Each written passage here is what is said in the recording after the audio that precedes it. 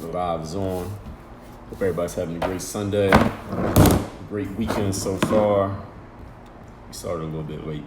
I had to finish up some notes I was working on. But as y'all coming in, everybody knows what the process is here. I should probably wait till people come in before I start talking.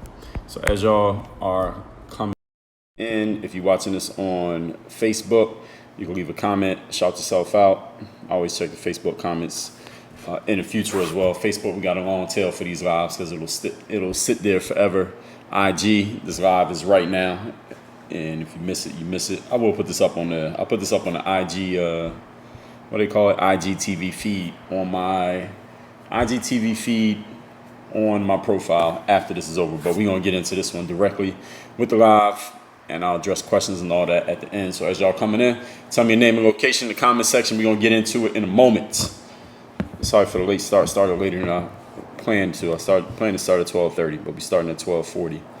Just because I had to make sure I had finished up some things I was working on. Wanted to make sure I stayed in the zone. So as y'all checking in, hope everybody's having a great Sunday. Had a great weekend so far. We getting ready for another week. We almost at the end of August, and we only gonna have September, October, November, December. We almost into the last third of 2020. Believe it or not. So. My name, for those of you who don't know me, my name is Dre Baldwin, also known as Dre all day. Even if you do know me, I'll tell you again.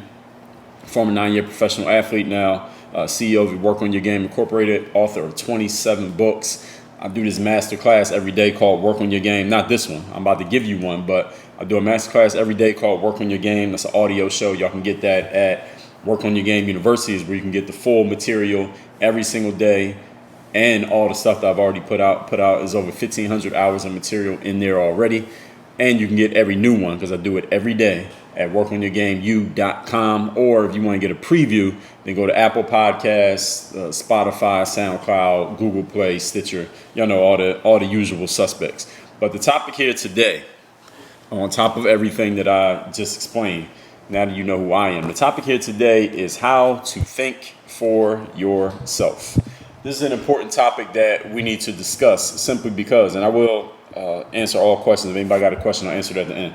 This is an important topic for us to discuss simply because today, of course, you got people who label things fake news if they don't like what they hear. You got a lot of back and forth politically. You got a lot of back and forth amongst adults, business people on different sides of different ideologies, people who believe in this and believe in that, and they're attacking each other, and this person's saying this person's saying that. And since we're all on social media, depending on who you follow, and this is what I tend to find happens, depending on who you follow, you're going to have certain ideas and thoughts indoctrinated in you that aren't even your own ideas. They're not even your own thoughts, your own beliefs, but you come to believe them because everybody that you follow and everybody that you listen to and everyone that you like, they're all saying the same things. And what usually happens with human beings is we get into, Robert Greene used this phrase, he called it social ghettos, meaning we get into a certain community of the way that we think, and we only follow people who think the same thing. If someone thinks differently, we don't follow them, we don't listen to them, we don't pay attention to what they're saying, we ignore them, or we're just not even aware of their existence in the first place, because none of the people that we follow is following them. None of the people that we follow are saying the things that they're saying, and nothing that we believe goes along with what they believe. Therefore, anything that they say goes either over our heads, under our heads, past us to the left or to the right. We're not even on that. We're not even on the wavelength to even notice anything that person may have brought up. So what happens is we end up getting whatever our own opinions and beliefs are. Usually comes from the people that we were raised around, being our parents, our teachers, our coaches, religious leaders, our older brothers and sisters, whatever it happens to be. We have those beliefs that we got from those people that aren't even ours. They were just handed down to us.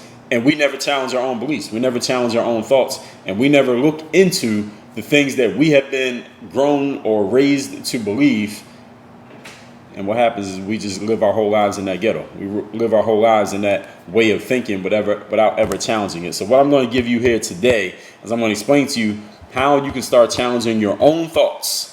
The thoughts that you have in your head right now that you think are your thoughts, that many of them, some of them are, but many of them actually are not your thoughts. They're just thoughts that you heard and got from somebody else. Never challenge them. I'm going to tell you how to fix that. All right, that's what we're going to talk about here today. And any questions, comments, concerns, I will address all of those at the end. So if you got one while I'm talking, you can post it. And when I scroll through, I'll get to it. Or you can just hold it to the end because I may answer your question while I'm talking. So make sure you're paying attention to what I'm saying. So this is something that I talked about back in 2016. I did actually a masterclass on this topic a long time ago, like spring 2016, but that was 4 years ago.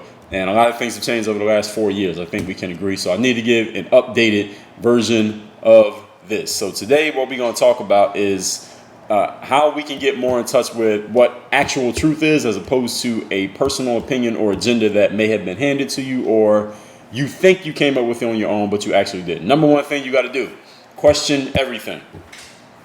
It's the number one thing that this is a repeatable for the rest of your life. Always use this tactic. Always use, it's not even a tactic. This is a strategy. This is a principle. Question everything.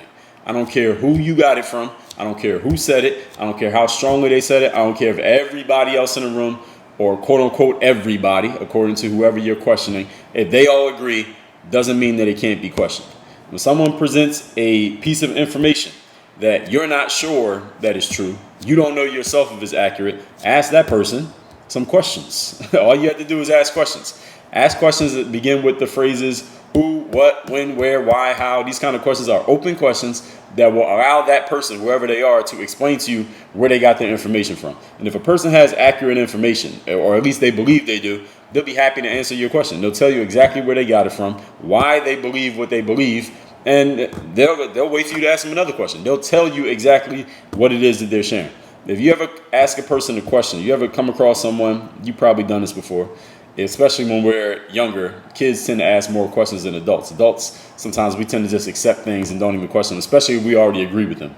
But as kids will ask you all kinds of questions. So anyone listening to this who has children, I'm sure at some point in their development, they were just asking question after question after question. Why? A whole bunch of why questions. Why are we doing it this way? Why do you say that? Why is this? Why is that? Things that you've already accepted, don't even think about anymore, but they don't know. And the thing is this, if a person ever gets angry at you or annoyed at you, and I'm not talking about kids, I'm talking as adults, for asking them questions like, hey, how do you know that? Or how do you know that to be true? Or why are you saying that? When did you fill in the blank, whatever they're talking about. The person gets annoyed with you for asking them questions about something that they have stated as truth, but you're not quite sure if it's true or not. That's a red flag. It's a red flag to you that tells you that they may not be telling you the whole truth. Maybe what they are saying, they don't even know it to be true, but it's just what they believe, or is what they want to believe, or it goes along with the opinion that they already had. So when you question it, they don't really have anything to back it up with. It's not built on solid ground. It's like an opinion that's built on sand. It's kind of like the house built on the rock and the house built on the sand. The house built on the sand, when a wave comes in, the house is going to blow down. But the house built on the rock is going to stand strong. So when someone has an opinion or belief, or they state something and you question it, and they kind of get annoyed or upset, or they try to paper over what you question by saying something like, well, everybody knows that, or everybody believes that, or why are you even asking? Something like that. They're evading actually answering the question that you're asking. It may be because they're not giving you all the information, or because they don't actually have any information. So what should be a red flag to you, that you don't have to go back and forth with them, because if they don't know, they don't know. That should tell you, don't believe exactly what this person is saying. And the next time they say something, you know they might still be giving you some bullshit. So make sure you're questioning what that person is sharing with you. A person who has the full truth of what they're saying, or at least they believe they do, will be happy to answer any questions. This is what college should be teaching people. So if we got any college students listening to this. I'm sure we got people here who went to college. When you're in college, the whole point is for them to, purpose of college is to groom you for adulthood, right? To go into the real world, quote unquote, and be whoever you're going to be, do what you're going to do. You can't always go to a teacher or to a textbook for the answer every time you're going to need something in real life. In real life, you're going to have to think for yourself. So college should be training you to think for yourself, which means your professors and teachers in college shouldn't just be giving you information and saying, all right, this is what it is, and you should just accept it, because they should be explaining to you why it is when they're giving you an answer. And they should also be challenging you to think for yourself. So if I'm a professor in college, I'm not just going to stand up in front of the room and say, well, look, these are all the things you need to believe. These are the things that, these are the opinions that you should have, because even if I'm right, even if everything that I say is accurate and correct and I can prove it, it's not helping you, because now all I'm giving you is a bunch of downloadable information that you could have got out of a book or out of Google. You don't need to go to school and listen to me to get that information. I want to challenge you to think So maybe I'll tell you what it is, but I'll explain to you why it is and how I came to that conclusion and how you can do the same thing for yourself, because I'm not going to be there to answer every question for you when you go out into the quote unquote real world. So this is what not only college, but this school period, school, parents, any adult who is raising you in any way, their whole job is to train you to be able to do without them. And it doesn't even have to be for a kid. This could be anybody. If you're working at a job, your trainer or your boss or supervisor, they should be teaching you not only what to do, but also why they're doing it and how to do it and how to figure it out on your own, so that you need them less and less the further you go into the job, to the point that maybe you can run the place without them being there. Because right now they got to be there and hold your hand through everything because you don't know anything. But eventually you should be able to do it without them, because they taught you not only what, but the why and the rationale behind it. That is what, anytime you're teaching another person, that's what you need to be giving them, not just the raw information. Point number 2, topic here today is how to think for yourself. Do not accept any information but your own. This is the key crux of this whole thing right here. Not accepting anyone's information but your own information. Never base your opinion on having only one side of an argument or one side of a position. So if you hear someone saying, well, I oppose this, and they give their reasons why they oppose it, it may be a very compelling reason. What you need to do after you hear somebody saying they're against something, or someone saying that they're for something, especially when they're very strong in it, is to go find out the other side of that argument.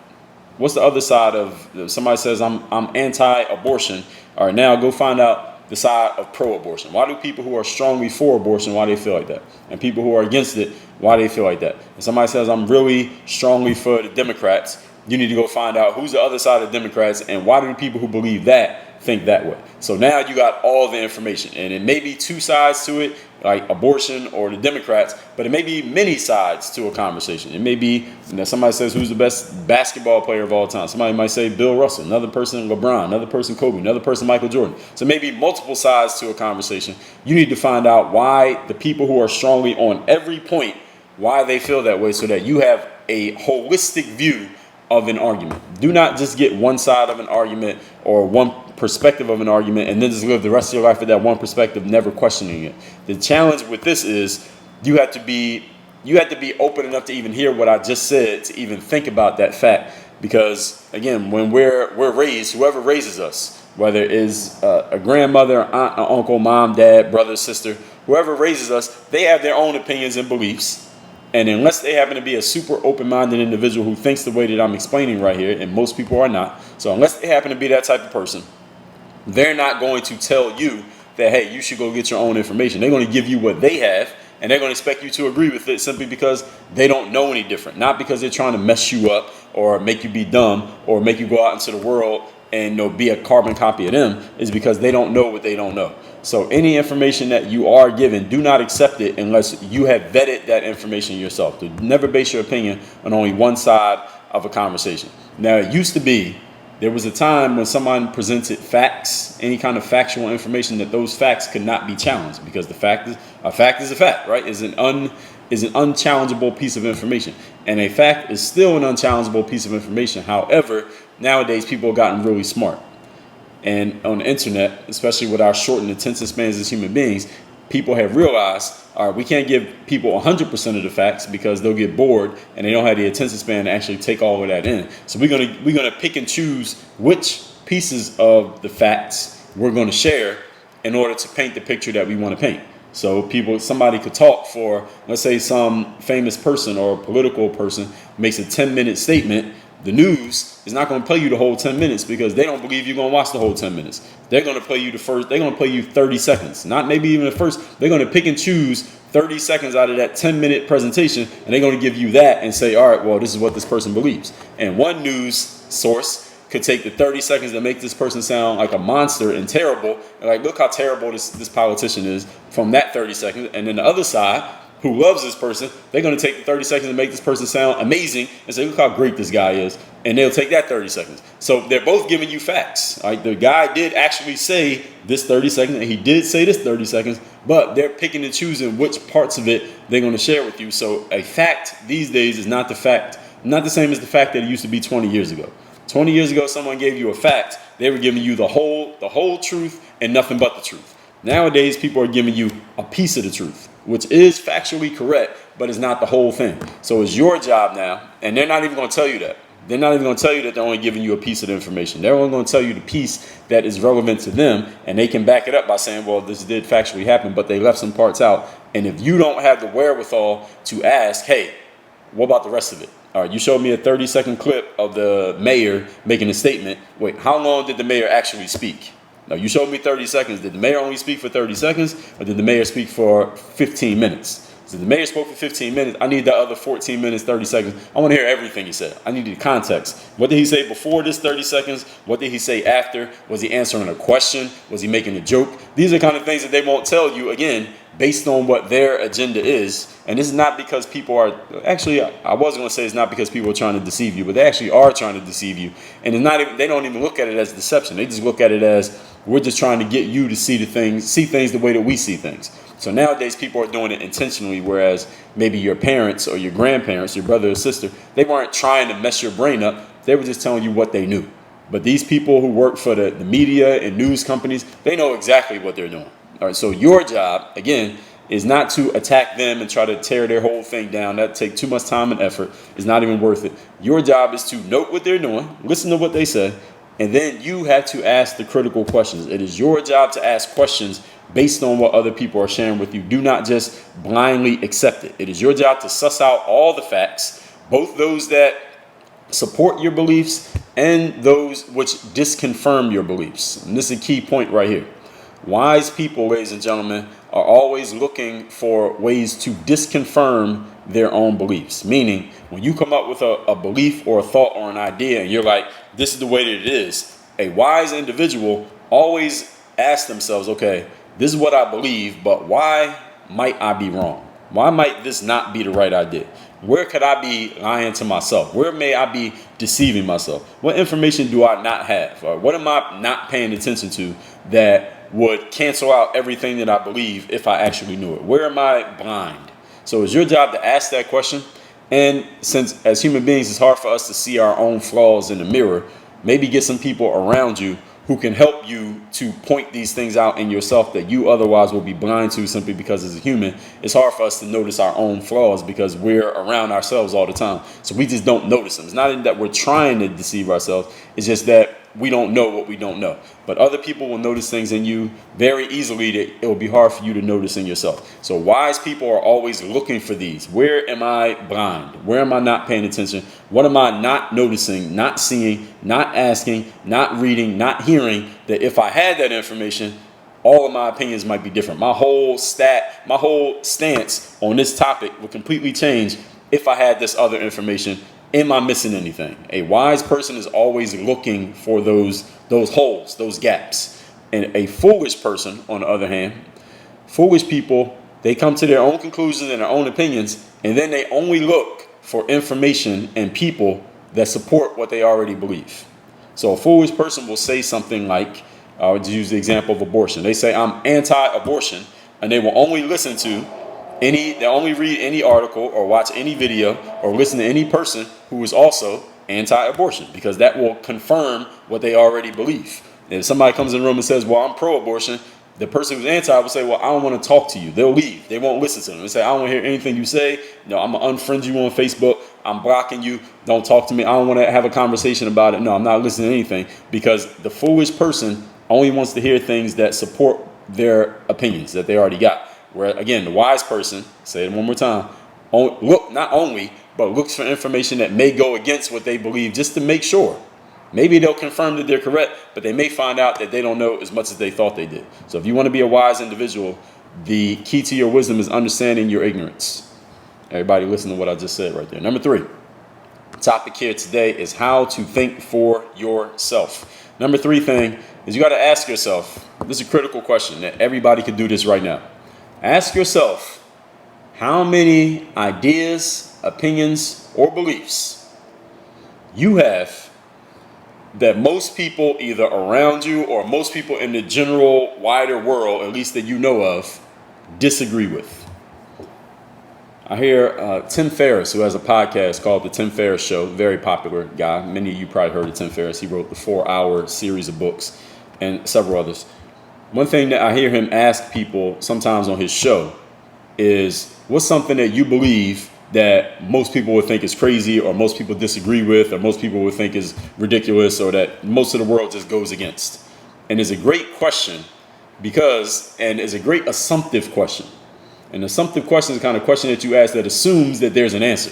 It's like if somebody said, how many times did you steal chips from the local grocery store? Well, if you never did it, then that's a bad assumptive question because you never did that thing, but it's setting you up. And a good lawyer knows how to do this very well. Any of you ever been to court or you watch Law and Order? But Tim asked this assumptive question. What are some things that you believe that most of the world disagrees with? Because he knows that the people that he has conversations with on his show are thinking individuals, wise individuals, who every single one of them has at least some ideas in their head that the rest of the world doesn't agree with. Because if Tim was talking to somebody who everything they said the rest of the world already agreed with, then Tim, I'm just assuming this, he wouldn't see value in having that person on his show. Like, what are they going to say? Everything they say, everybody already agrees with. Why do we even need to hear from that person? They're just repeating what is already out there in the world. So you need to ask yourself this question. What ideas do you have, you personally have, that the rest of the world would think is crazy? What do you believe that many people do not believe? I'll tell you some of my own that y'all have heard me talk about these things before. One, too much confidence is not your problem. I talked about that on the TED stage. I did a TED talk on that in Las Vegas in actually 2016, around the same time that I talked about this.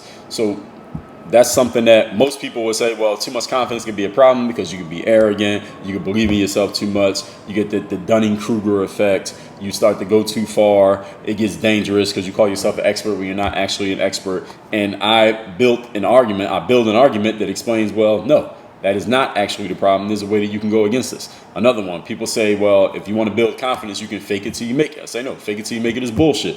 I explain in my book, Work on Your Game, why fake it till you make it is not a good way to go about creating success in your life. While it can work in some ways, maybe in small doses, it's not actually fake it till you make it, because you're actually really being that thing as soon as you decide to fake it. And again, I explain that in this book, and I believe I talk about it also in the Mirror Motivation. So you personally need to figure out what yours are. What are some beliefs that you have and some ideas that you have that most people, whether in your circle or in your area, do not agree with? Whether you disagree with, if you're black and there's some things that, quote unquote, most black people agree with, what is it, some of those that you don't? Or if you're a Republican and most Republicans feel this way, but you disagree with the Republicans on that, even though you're still a Republican, what are those things for you?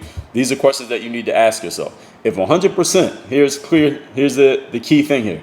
If 100% of your opinions and beliefs and ideas go hand in hand with the group and or all of your friends and or wider society, then you really need to question yourself and where you're getting your ideas from, because you're getting them from somewhere. You're not coming up with them on your own, and they happen to go hand in hand with everything that everybody else agrees with. You need to go back and check point number one and question everything. And understand that this point is not about being a contrarian. When I say you should have some, I would just assume, just by the law of, just by statistical measurement, is not to be a contrarian, to have some ideas that go against what everybody else believes, simply because there are so many people in this world, and being that we're all unique, every one of us is different, no two fingerprints are exactly the same. How is it possible that every single idea you have, all your friends all had the same idea? Now, I get it that y'all are friends, y'all got many things in common, but there's no way all of y'all have the exact same thoughts up here in your head all at the same time. That's bullshit. That means somebody's conforming, or somebody is not really thinking for themselves. It may be a combination of both, and it might be all of y'all together. If nobody's willing to stand out and have a different opinion or a different belief, maybe because you think you'll be attacked for it, and you don't want to share something different because you don't know how people are going to respond. I get that. I got other master classes that'll help you out with that in this book also. I'll tell you about this in a minute. So you are likely either conforming to what everybody else is thinking, or you're not thinking for yourself if everyone around you thinks the same things that you think. So these are things that you need to question within and about yourself at all times. Where do you have some opinions or beliefs that are different from everybody else? Now that I've gone through those 3 points, I'm going to tell you about this book right here that I've mentioned a couple times already. I'm going to recap my points and I'm going to answer questions. So this right here, it's called The Mirror of Motivation. It's a self-guide to self-discipline is the subtitle of this book. It is one of 4 books in what I call the Bulletproof Bundle. It's a 4-book series that covers discipline, confidence, mental toughness, and personal initiative, which are the 4 principal foundational tenets of the Work on Your Game philosophy. So I start with discipline. That's this one, self-guidance, self-discipline. And I got 3 more books on the other 3 areas that I mentioned: confidence, mental toughness, personal initiative. The reason we start with discipline is this. Most people do not go seeking discipline because discipline sounds, it could be hard, it could be boring, it could be like, it sounds like the military, some kind of drill sergeant forcing yourself to do stuff that you don't want to do. I'm going to help you out with all of that. We solved that problem with this book right here. Because the thing is, everyone has goals. If you're listening to me, you got some goals, some things you want to achieve in life, and you understand you got to do some work to get there. The challenge is many people work really hard and they're trying to get to their goals, but they never ask themselves the third question. The first question is, what do I want? Second question is, what I got to do. Most people ask those 2 questions. Most people never ask the third question, which is, who do I need to be? What type of person do I need to become? How do I need to see myself? What kind of energy do I need to carry myself with in order to do the things I need to do the way that they need to be done in order to get the results that I want? Many people never ask themselves about the being part of life. Everybody gets the doing part, right? It's called work on your game. So anyone listening to me, you understand work and you understand goals and having things and success. Do you understand being? That's what this book is about. And the reason it's called the Mirror of Motivation is because this is not a hype up. This is not me motivating you. I don't consider myself a motivational speaker. The purpose of this book is for you to be able to motivate and inspire and move yourself to being the type of person that you want to be. So then you do what you need to do and you have what you want to have anytime and every time that you feel like it. This book will make you self-sufficient. That's why it's called the mirror, so that you can look in the mirror anytime that you want, right? You can just turn on the selfie cam on your phone and you can see yourself. I won't always be around. I do these live streams once a day. I ain't always around to tell you what you need to hear. You'll always be around to tell yourself. That's why this book is where you start. I've written 27 books. You start with this one. Okay, this is for anyone. Doesn't matter what you do in life. This is where you start. And I made this book free to make it an easy decision for you. All you have to do is go to mirrorofmotivation.com. The book is already paid for. You just take care of a small shipping charge. Mirrorofmotivation.com. We ship this book worldwide. You just tell us where to send it. We will ship this to you wherever you are. And if you want to get the whole bundle with all 4 books that I mentioned, there's an option for you to get that right there on the page. But if you just want this book, you can do that too. Mirrorofmotivation.com. I got other books, but I'm going to stick to telling you about that when I tell you about this one later on. But let me recap these points. Now, the topic is how to think for yourself. 3 things. Number 1, question everything. Ask who, what, when, where, why, and how questions. Number 2, do not accept anyone's information but your own. Someone presents you information and you're not quite sure where it is or where it came from or how they came to it. Ask questions and go find the other side of that information. Whatever position they have, go find the opposite position and listen to those people over there so that you can get a full circle view of exactly what's going on. And if there are 10 sides, get every side of it so you know exactly how and why people come to the conclusions that they have come to. Never accept facts on the surface, because nowadays people play games with facts and they only give you certain parts of the facts and then tell you that it's a fact when it is, but it's not the whole truth. Number 3, ask yourself how many ideas and opinions and beliefs you have that go against what, quote unquote, everybody else believes. If everything you believe is what everybody else believes, then I guarantee you all of your opinions and beliefs have been supplied to you. You have not acquired them on your own. You got to learn how to think for yourself. That's what we just been talking about right here. So anyone who listens to what I just said, if you like this, you go to workonyourgameu.com. That's Work on Your Game University. I do one of these every single day that is even more in depth than what you just heard. And I've done over 1,600 of them already. You get access to all of those and every new one that comes out after this one, or not this one, every new one that comes out every single day in perpetuity, as long as I'm making them. And I record more than there are days. So there will be more and more and more. That's at workonyourgameu.com. Now let's see, we got Arkansas checking in. Harris Biz, what's good? Hoop Loud. Ken the Lion, Hoop Loudy. Ken the Lion, what's good? Kid Zach, what's going on? I think I saw a couple questions come in near the end. If you have a question, go ahead and post it right now. I'll take a few questions. CJ22. Saleh says, what's my opinion on Eric Thomas waking up at 3 a.m. every day or motivating everyone? You got to sleep 2 hours every night for success. No human being sleeps 2 hours a night. That's more semantics than actual fact. So I don't know Eric Thomas. I mean, I know who he is, but I don't know Eric Thomas. He does not sleep 2 hours every night. Now, as far as him waking up at 3 a.m. every day, I don't know if he does that either. But if he does, hey, that's great for him. I don't really have any thoughts on it. That's my thought. If that's what he wants to do, is what he want to do. He's a free human being with rights, and he can do whatever he wants. But no human being sleeps 2 hours a night. So anybody telling you that is much more semantics. I mean, they're just saying is a figure of speech. They're not actually doing that. If you try to sleep 2 hours a night, I guarantee you by the halfway through the second day, it ain't gonna be working. No, I'll say you go longer than that. Maybe the third or fourth day. If you try really, really hard, it ain't gonna work. Tim Ferriss actually tried something similar to that in the 4-Hour Body, and he wrote about it. So you should read that book so you can find out. The Young King. What up? Brandon said, came with the thought of promoting my music through people's TikToks before they shut down. Promoting my music through people's TikToks before they shut down. Who shut down? I don't know what you mean. He said that's legal, right? Why wouldn't it be? Promoting music through TikTok? I don't see what would be illegal about that. I don't understand what you're asking. So somebody got a question. If anybody else has a question, I'll take a couple more questions while I'm here. The topic here today is how to think for yourself. I will post this in the IGTV tab of my IG Instagram when this is over. And on Facebook, this will just be on my Facebook page. So my Facebook is /workonyourgame. If you're watching on Instagram, it's at Dre Baldwin. And I do put these on YouTube too. So this will come out on YouTube sometime in September. For those of you who do not have this book, my hardcover book, Work on Your Game, this is where I took this whole Work on Your Game to choose to repost it. And it'll be on my feed.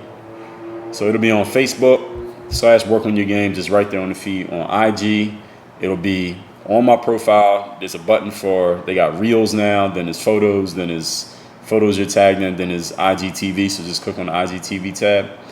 And I'll put this on YouTube as well.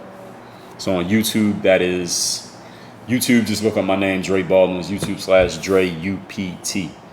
All right, so we're going to wrap this up for whatever reason. I don't know why Instagram did that. But again, mirrormotivation.com, workonyourgamebook.com. Everybody have a great Sunday. Work on your game. We out of here.